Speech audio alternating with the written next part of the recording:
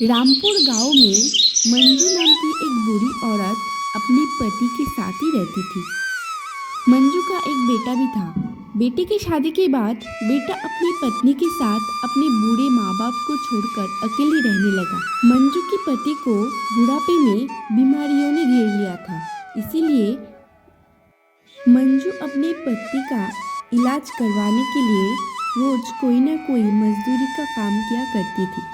ऐसे ही देखते देखते दिवाली का त्योहार आने वाला था और बाजार के दुकानों में भी दिवाली का सामान बिकना भी शुरू हो गया था और इसीलिए मंजू भी उधार पे कुछ दिए ले लिया और सोचा कि दिवाली पे मौके पे थोड़ी दिए बिक जाएगी तो उसकी कमाई भी थोड़ा ज़्यादा हो जाएगी। और मंजू दिवाली के दिए लेकर बाजार में बैठ गई। दिए ले लो बहन जी, दिए दिवाली के मौके पर घर में दिए लगाओगे तो घर जगमगाएगा। नहीं लेने हैं तुम्हारे दिए, चलिए जी। वो सामने दुकान पे कितनी रंग बिरंगी दिए बिक रही है और साथ में चाइनीज लाइट भी। दिए ले लो दिए, सुंदर सुंदर रंग बिरंगी दिए। मंजू लोगों को आवाज लगा रही थी, लेकिन कोई भी मंजू का दिया नहीं खरीद रहा था। मंजू के आसपास से गुजरते हुए लोग मंजू को देखता और आगे बढ़ जाता। दिए ले लो दिए, देखो सुंदर सुंदर दिए हैं, मिट्टी के दिए ले लो। ओ अम्मा ओ, तुम चिल्ला चिल्ला कर मेरे दिमाग खा रही हो।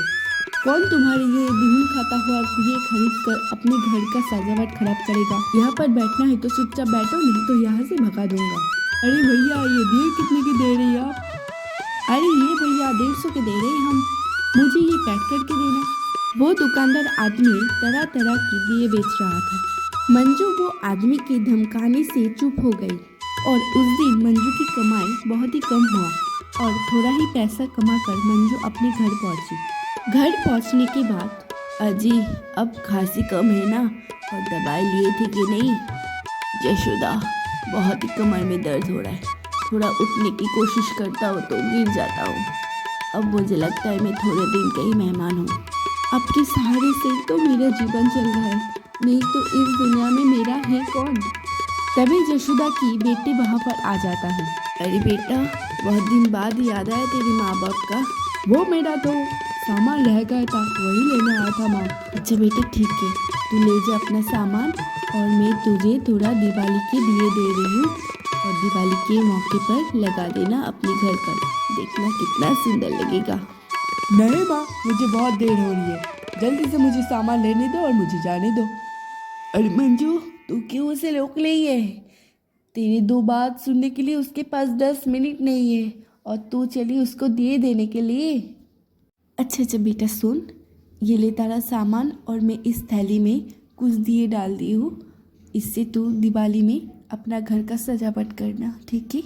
और ये कहते कहते मंजू की आंख में आंसू भर गया। अगले दिन सुबह मंजू फिर से दिए बेचने के लिए बाजार पहुंची और धीरे धीरे बाजार में भीड़ बढ़ रहे थे।